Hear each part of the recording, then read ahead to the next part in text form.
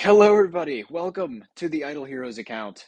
We have two big changes from last time. We have one, this new HHA, humongous copy taking the place of the Starwing Jara as Mockman's Tenant, which will be very pleasant for me. He also offers some utility prior to when I can apply debuffs, like attack debuffs. So, for example, if your enemy outspeeds and you can't trigger the attack debuff spam from Star Alchemist Homes and BQA, HHA can serve as a defensive line for you, which is rather nice. We also have this guy, the first Transcendence hero with a named dot skill, which also means that this is the first Transcendence hero in the game and the second hero in the game that has a dot that cannot be purified by the PvE enemies. That prospect was extraordinarily exciting for me, and so I needed to test him for myself. We've got a good copy, but the bonus stats are subpar, to say the very least. So we are going to be hammering that a whole bunch in the coming days. But the purpose of today is we are going to show him off in some PvP. Here we have our first opponent, Mr. The Face. I lied, he's gone now. Oh, there he is again. Okay, here is my PvP team that I have dubbed I'm Finning It because I am 12 years old. And we are just going to head on in here. So what we're going to see first, this Finn inflicts damage over time against 5 of those enemies right off the bat before anybody even attacks, dealing a not zero amount of damage, which is kind of cool. And then I'm running 2 melodic strings here. I'm running MS on SSM and on Finn. Finn dealing some extra damage there. Not a whole heck of a lot, but it was at least something. SSM getting 2 kills there with his counter. Finn being fed a whole bunch of energy. Wow, that SSM chased like an absolute warlord. That was impressive. But sadly, Finn died and is holding my Nova. So that unfortunately means a death for Sir the Face. So now we will proceed on until we find another opponent. Here we have the TBB, which is rather annoying, and also a B plus Wukong. Double stacking the CCs there. Not a good time for me, that is for sure. SSM getting a few kills. Finn getting a couple more. Quite nice to see. Destiny trigger on the SSM. Humongous energy feed to the Finn there. He gets energy whenever an enemy dies, which is quite cool. SSM attacking once more. And that'll be that. Finn and SSM going absolutely ham on those guys. Quite funny indeed. I do need to check my line real quick. I'm Finning it. Of course, yes. So Finn did not free himself from the twine, which was unfortunate. So I didn't get to show off the other funky thing that he has in his kit that makes him a bit scary in PvP. We'll go ahead and read about it soon. I would love to get rid of just the SSM from this line and use Finn as the solo damage dealer, but sadly TBBs are still rampant, so I can't let them go unchecked unless I had a twine immune Finn, which, alas, I most certainly do not. So that is most unfortunate, but it is what it is. We'll take that in stride. You see there Finn getting a whole heck of a lot of energy feed. And see those 5 speed buffs? That is a whole bunch. So he should be faster than the SSM when this next round starts. But bam, there they go. Finn is such a silly guy. We're going to look for a non-the face opponent now, I think. Brother. Okay. This one should be interesting. Again, I hope Finn does not get stunned. He did not, which is nice, pleasant for me. And you'll notice those clown faces. That is actually, you can think of that as perceptual disorder. They replace the allies' active skills and basic attacks, so they do basically nothing to us. Granted, it landed on TBB and PvE, so not necessarily the most dangerous, but you'll see there she did not get her typical active skill. So that is rather nice. SQH getting her basic attack off. You'll notice that my SSM's attack is approximately 0. Hence, he does literally no damage. That's going to be another buff for the Finn, and now he's stunned because Wukong is enormously annoying. But we do only have 1 CC effect. And there we go. Here he goes. Bam! Getting a couple more kills there. Collecting their bodies like crazy. Very fun team. Oh, oh, yes! Finn popping off once more. Quite cool. I do quite like him a lot. Unfortunately, the downside of Finn is that he is not the most amazing PvE damage dealer that has ever lived, which is kind of sad to say. Because the way he deals damage is incredibly cool, and I would have loved to see it pan out, but it sadly just does not, which makes me a tad sad. But we can go ahead and check that out regardless. We're gonna give him Antlers Cane. We'll head on in here, and you'll see where I'm taking him. You'll also notice I don't have the cat on him. I have that on SSM.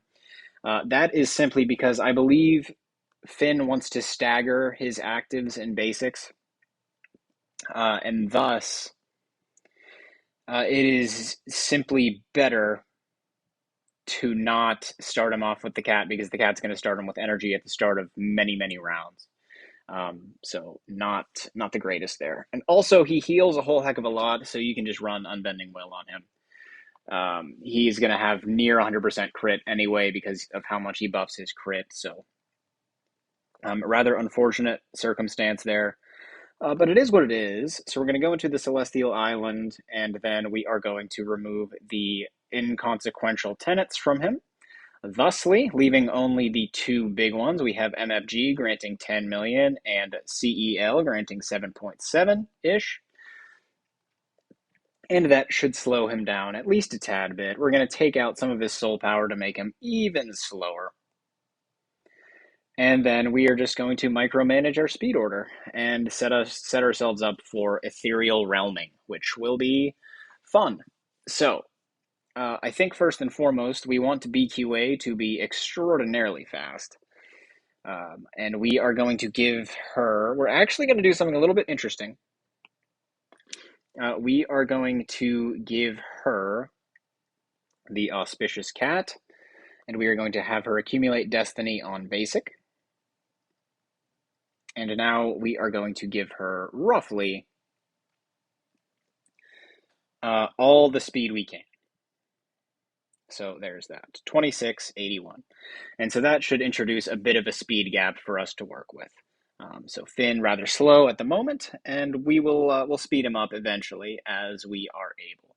So next up, I would love a Star Alchemist Holmes Young to be quick as well. He is currently not in home, so let's remedy that, shall we? We'll put him in here. I think that'll do. We don't need him to be very highly statted. You'll notice the house is named Olivia Lives Easier, or Olivia Lives Easier, although I don't use Olivia anymore because I simply can't. So she is not doing any living. I need to rename that house at some point, and we will do that. So we're going to go in, we're going to give Star Alchemist Holmes a little soul power as well. You'll notice he's holding the Time Plume, and I gave him a very nice CI offset control precision roll on there. Quite happy with that. I do want him to get an active round 1. I don't want him to feed energy to what's-his-face, so I think a mirror is the way to go for him. We'll rock that way. Wukong is going to be in this team as well. We'll give him some soul power as well. Where is he? There he is. Bam. He's got some soul power now. 25, 65. Also, of course, going to be starting there. We will also, lastly, actually I lied, we won't do that. So the roster is going to be Finn. It's going to be DGN. BQA, Sahi, Melissa Wukong, I think is the team that we were planning. So we'll have Melissa here. I honestly, I can't be bothered to have her go fast. I don't want to take DGN out of her home. So I think we'll run it this way. Just making her go very, very slowly, very last, very much last in the speed order. So that's one. And then I think we can take SSM out of the home as well. And we are actually going to put HHA in there to give ourselves some tankability. I'm not sure how necessary that'll be, but why not? Why not? Yeah, not a whole bunch of stats, but it's at least non-zero, which we take. We enjoy non-zero stats, and therefore we can also just have him down here. We'll give him something tanky, I suppose. How's the flickering torch? Why not? And I think we are about ready to send him in. CC Purify, most likely. Dot on her, sure. CC, no, you have not. We'll give you CC as well. And then I think we're going to send this in. So let's, well, we need to give you some stats back, absolutely. Finn, forgive me for taking a long time, everybody. I think you can do with 100 speed, so give you, what is this? About there, okay. And so now you have, you're a bit fast. So I know I'm not using all the soul power here, but I think that's okay. And we are going to take this for a bit of a spin. Oh, I don't think I changed the team. We need to do that. So, nope, this looks like the correct team. Yes, yes, yes, yes, correct team, locking it in. Okay, so we're going to send it in, and we're just going to see how it does. We are hoping for the record, the fastest clear time that I have managed on one of these is round 1 with SSM and round 2 with DGN as my main damage dealers at that time. So we are basically just hoping for something within the first 3 or 4 for a total clearance. I know Finn might not necessarily be capable of such a feat, just because of how he inflicts his damage, being one at a time usually. So we'll have to see about that. Yeah, not the most amazing PvE damage dealer on the planet. I am definitely noticing, which is a little upsetting because I really wanted him to work out, but he's just extremely unimpressive for modes such as this, which makes me rather sad. So, like I said, DGN does tend to have extremely fast clearance times. 2 to 3 rounds on average is what's expected of her. But Finn just can't do that. He does not keep up, which is unfortunate. Most unfortunate indeed, I'm sad to say. That was before at least round 15, but that's not exactly what we're going for. We would ideally have a much faster clearance time, and we'll give him melodic strings just for fun, just to see how that goes. I think we should be good there. Yeah, yeah, yeah. I like that. I like it all. Good. So we'll check that out. So you might think that I did an unfair comparison, which, hey, maybe it's true. But we are going to go on in here. I don't have the cat hero in the team. Right, because it's Mockman. That sucks, but it is what it is. That's the price that we pay. So I'll lose a few resources here. I don't tend to mind a whole bunch about that. Is what it is. But the speed order seems almost correct. Yeah, ideally Melissa would be there, but she can't be. at this moment in time. I have HHA here as well because his Destiny skill carries the skill in which he will buff the damage over time on enemies. How potent that is, I don't know, but it's at least something, I suppose. So we will take that. I'm noticing that the game is having a lot of skill effect control effects at this moment. So, for example, that was a little bit better. That was nice. What I'm noticing is that Finn has his chained dreamland, which is kind of cool. Star Alchemist Holmes has perceptual disorder. The Bloom Life Star has the root of confusion. All of these do some sort of replacement of an enemy's attack, and it's unpurifiable CC. That was not terrible. Okay, Finn. Okay, brother Finn. Okay, nice. Okay, so what I think we're gonna do now, just so I can do a true test now, because I do want to be as charitable as possible with this guy, is we are going to go in and we are going to give demon bells to all of my lovely friends, just to see how the damage turns out. If it increases and it's a lot faster, then I owe Finn an apology because he right now has much less attack than my DGN and SSM do whenever they take on this mode. So this actually would not be all that atrocious if it turns out that this is good. As I did mention, though, I am expecting this to be patently worse for my friend Dear Finn here. We will have to see, but yeah, I'm expecting this to be not as good. I do think he appreciates accumulating the damage on his basic attack rounds. I think it just turns out to more damage on average anyway. So that was around 5 clear last. Kinda. He's putting in some work.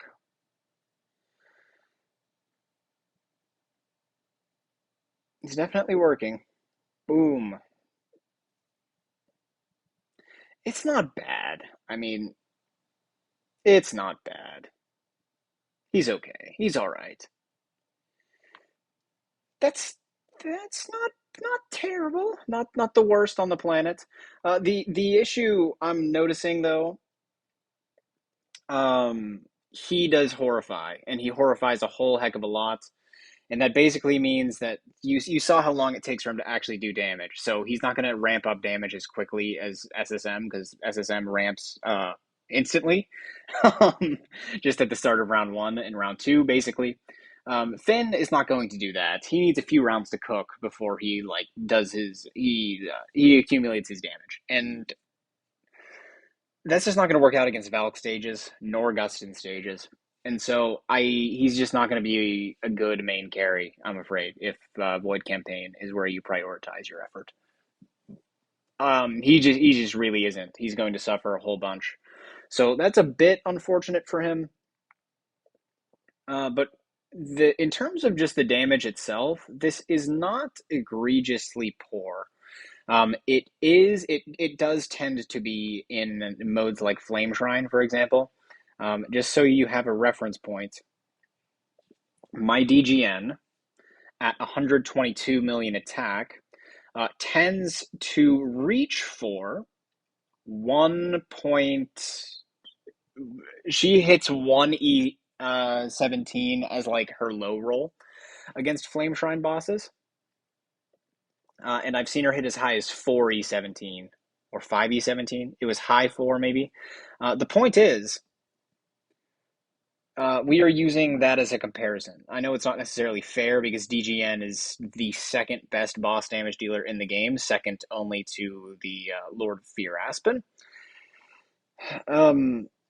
But the damage that we're going to see is really not spectacular. Especially of a single target damage hero who you might expect to be good against bosses.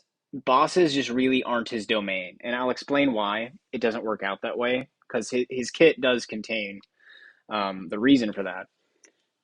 it's evident to see, but it yeah, it's just not the greatest for most things where you'd want a single target damage dealer to function. Um, he can spread his damage out quite nicely, as you saw in PvP. Good lord, he wreaked some havoc in there, which was quite nice to see. I was quite proud of him there. Very nice to see, but he scales his damage according to how many enemies are alive. Um, and if there are only three enemies on the opposing team, there's only so high his damage can actually scale in that fight. Because he deals something where he does extra damage according to how many total stacks of the Nightmare Entanglement, not Nightmare Entanglement. Yes, Nightmare Entanglement. That's the dot skill. Are on the field at a given time, and right here there are only three enemies to get it, whereas he would normally give it to multiple. So real orders of magnitude worse than DGN, which is most sad to me. But yeah, so we're gonna go in here, and then we're gonna read through.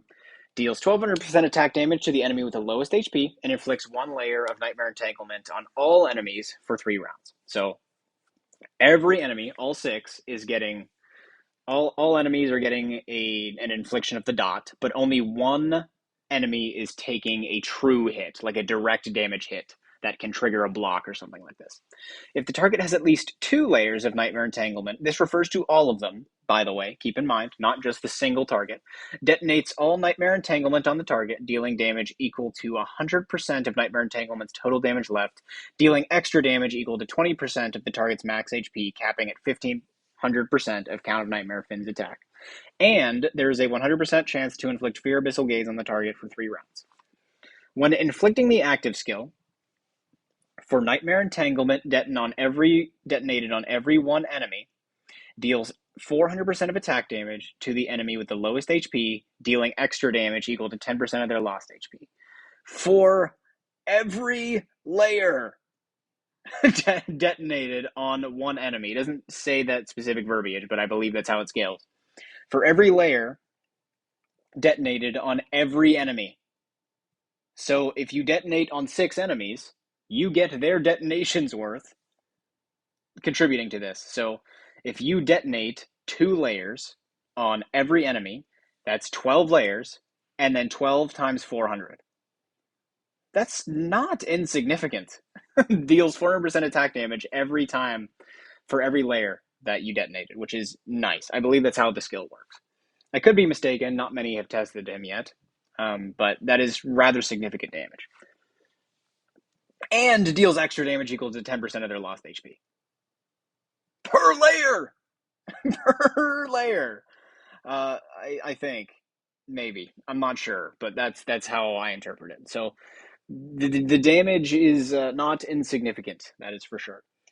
And then we get into the sublimations. For Nightmare Entanglement, detonated. I keep saying detonated. I'm going to freak out.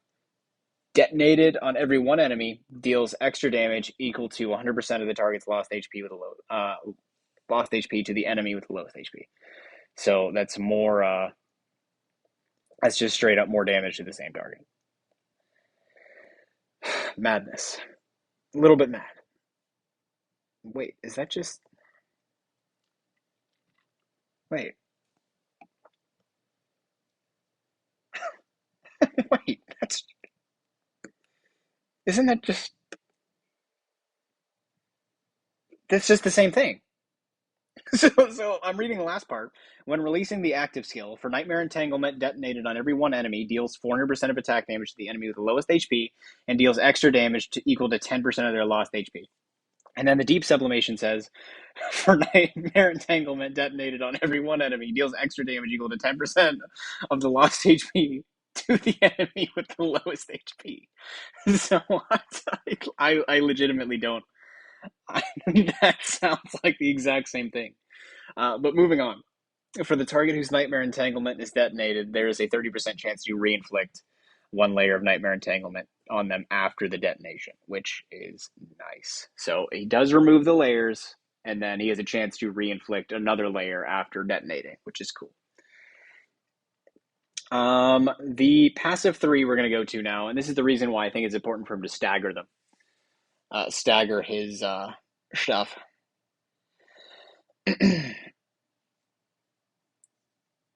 Let us go. Let us go. So we have at the beginning of each round, if self has 66% or more HP, reduces self HP continuously until it is lower than 66%. So 6 times 5 gives you 30. So he will do that 5 times, perhaps even 6. 6 times 6? Yeah. So 6 times 6 is 36%, and that would put you below 66% remaining. So that would take you to 64% remaining. Each time you deduct 6% of your max HP and inflicts Nightmare Entanglement on one random enemy for 3 rounds. Meanwhile, reduces the target's damage reduction by 8%, control immunity by 8%, and increases self-all damage reduction and control immunity by 3% for 3 rounds. That's the important part for now. So, at the beginning of each round, if we recall, the active skill did extra damage according to each instance of a Nightmare Entanglement detonation. Or perhaps even each layer that was detonated. I'm not super sure quite yet. But the point is, at the beginning of every round, so if you stagger the detonations, you get a whole bunch of extra damage when you accumulate onto that one target. You have all those buffs layered out.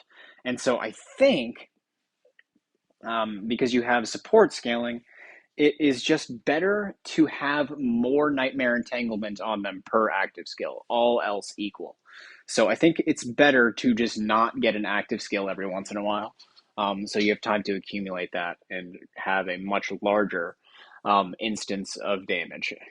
I could be mistaken on that. I don't believe I am, though. But yeah. I think the outcomes were better when I staggered.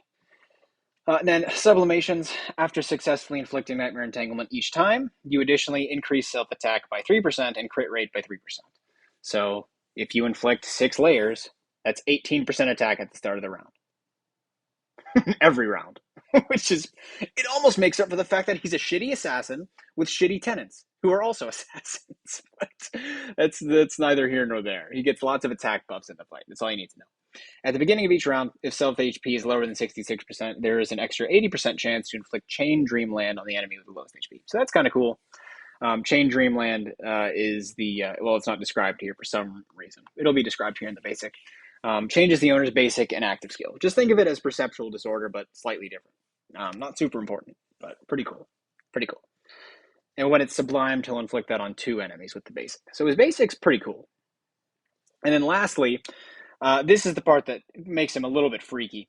When an enemy dies, restore self HP equal to 1500% of attack and inflicts 1 layer of Nightmare Entanglement on all enemies. So he kills an enemy with his humongous detonation and then inflicts more damage over time on everybody, which is cool. Which, are you seeing how this kind of can cascade now? So if you kill an enemy and then inflict more damage over time on everybody, what if you kill another enemy? Well, then you just keep on inflicting it until enemies stop dying, which is cool. Very cool dot cascade here, I must say. Very awesome. Next, when an enemy dies, additionally increases all allies' energy by 20%, which is extremely cool, I must say. Which is another bit of synergistic. What's a word? Funkery. Funkery is the word we're going to go with. Another synergistic funkery, because like I mentioned before, we don't necessarily want him to get active skills every round, I don't think. Plus his basic is the one that inflicts the Chain Dreamland. I think we want some basic attacks going on. And so not using energy artifacts on your team, while it will reduce Finn's energy, Finn has a way of sort of feeding it back to them as a bit of a payment, which is kind of nice. Granted, that only occurs if enemies die, so perhaps it's better to run 2 damage dealers as opposed to 1, so you can feed your other damage dealer while also inflicting Chain Dreamland with Finn. I'm not really sure. He's a very complex, very weird hero, but he's very cool. When Self dies, there is a 100% chance to inflict Fear Abyssal Gaze on all enemies for 2 rounds, which is, that is just hilarious, actually. That's kind of funny. And that's not even to speak of his Destiny, which uh, it's a 12-layer trigger condition, which is already kind of weak. But it's all damage. It is just all damage. All damage. Oh, we skipped it. We skipped the important part. Sorry, ladies and gentlemen, and Schwab. So we have this. When an enemy dies, restores self HP equal to 1500% of attack and inflicts Nightmare and Entanglement. So he does the dot cascade, and then increases self energy by 50%, feeding himself another active skill instantly, and self speed by 100 for 3 rounds. Wow. So basically, you better not lose to a Finn in PvP, or the odds of him outspeeding you again and going first at the start of the next round with another active skill is extremely high. This is, of course, has a humongous downside, being that one, he's a damage over time hero that's not going to have an upfront nuke round one like SSM will have or something like this. And so what basically happens is you deal damage ramp over time.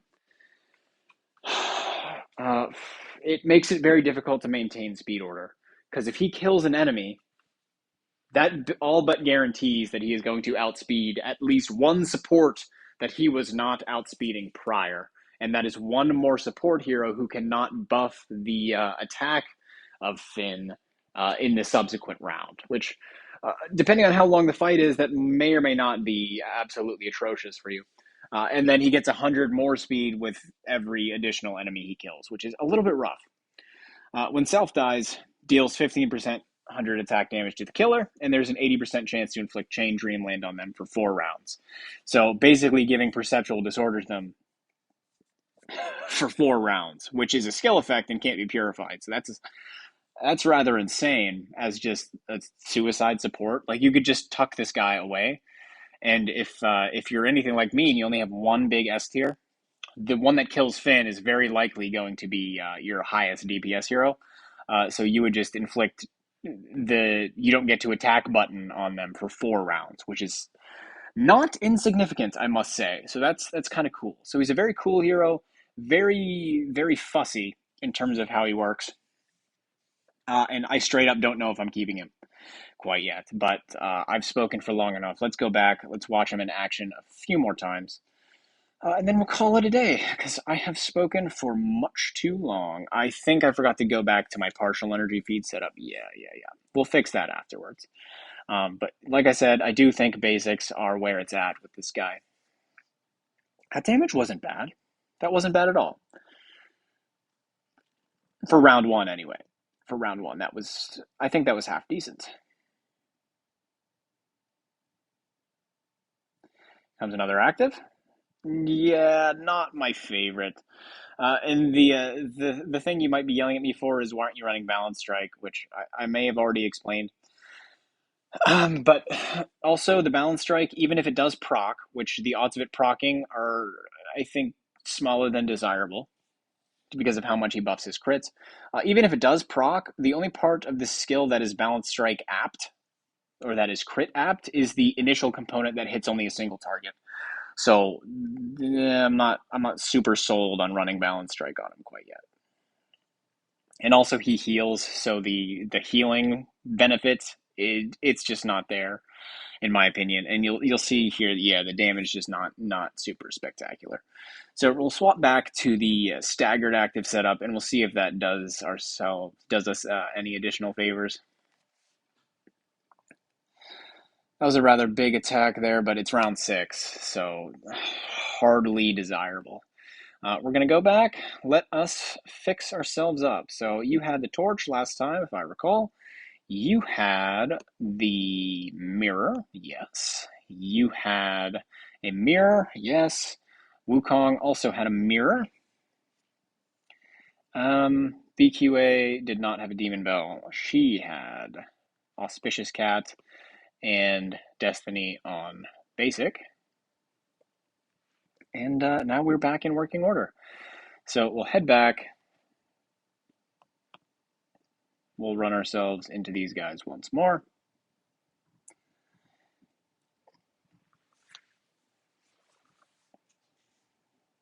And then I expect this to go a lot better in terms of the accumulated damage.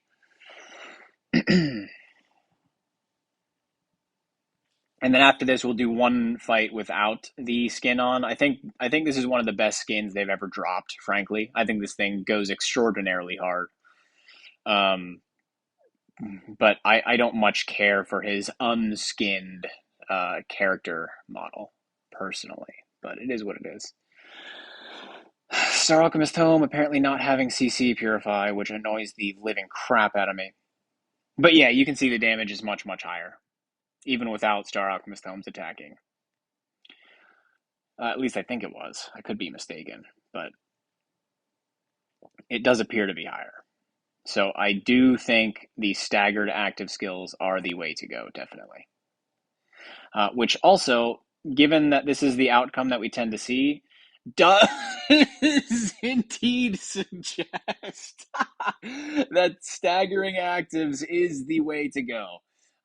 We would not expect to see such a difference in the damage output if each instance of the dot detonation, as in each layer of detonated dot, did not directly contribute to the damage inflicted. So I just straightforwardly think you need to stagger your actives with this guy.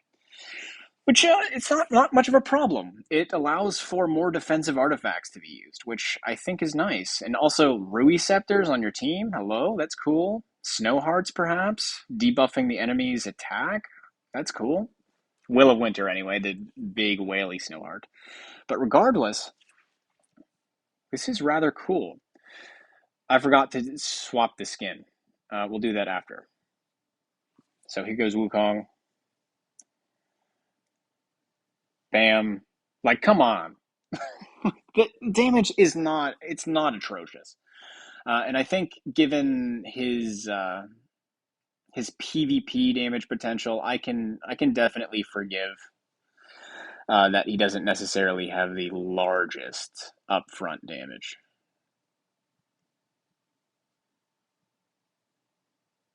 And also, yeah, this isn't bad. Not bad at all. Yes, so let's do the skin first. I do think his skin is way better than the base form. I think he looks a little bit strange here. It's kind of cool, but mostly strange. Mostly strange. Which is fine. Which is fine. So we'll go in here. Pow. And you will be able to get a look at how the attacks look without the skin.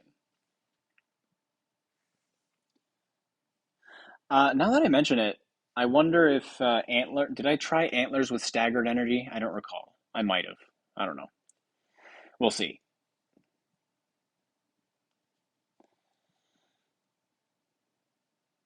Yeah, but the verdict from me is that he is okay as a second damage dealer in PvE, but he's not he's no DGN. Right? DGN I think is just one of the most cracked out second damage dealers of all time. That's not Finn. Finn is a PvP lord, or at least he would be if it weren't dominated at present by just stupid Star Soul stuff. Um, and he is, yeah, this damage isn't looking particularly swell. Um, just, yeah, he's okay. He's all right.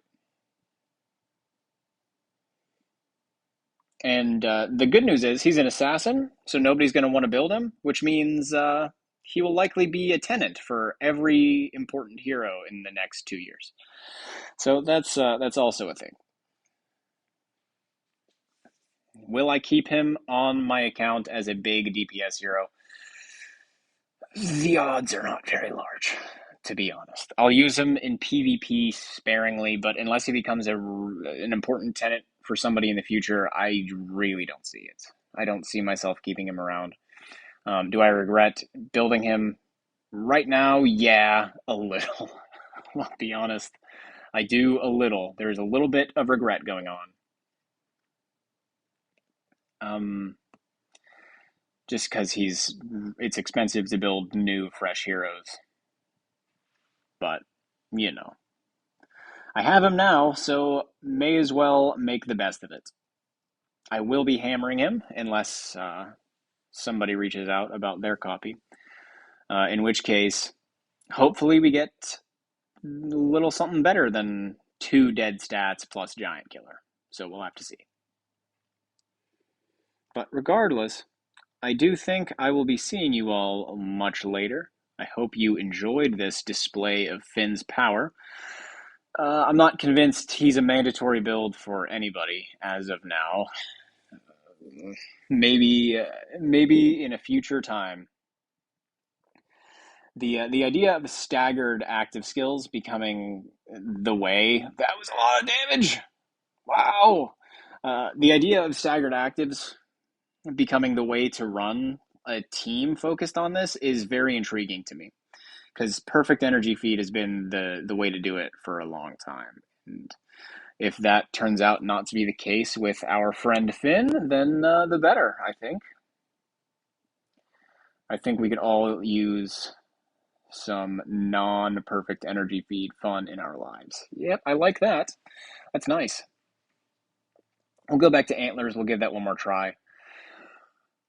Just to see if I was tossing. Could you imagine a team full of Giga fans? And then a melodic strings on Finn? That'd be cool. That'd be cool. Of course, they need to be S tiers because TBB would just destroy everybody. But, you know. You know. It is what it is. Well, we didn't get to watch that one, so we can go here and then we'll watch it. I still don't know why that happens, but hey. Hey, is what it is. I will be posting a video on Realmsgate 180, I do hope. If whether or not that is with Finn as the DPS, it's possible. It's definitely possible.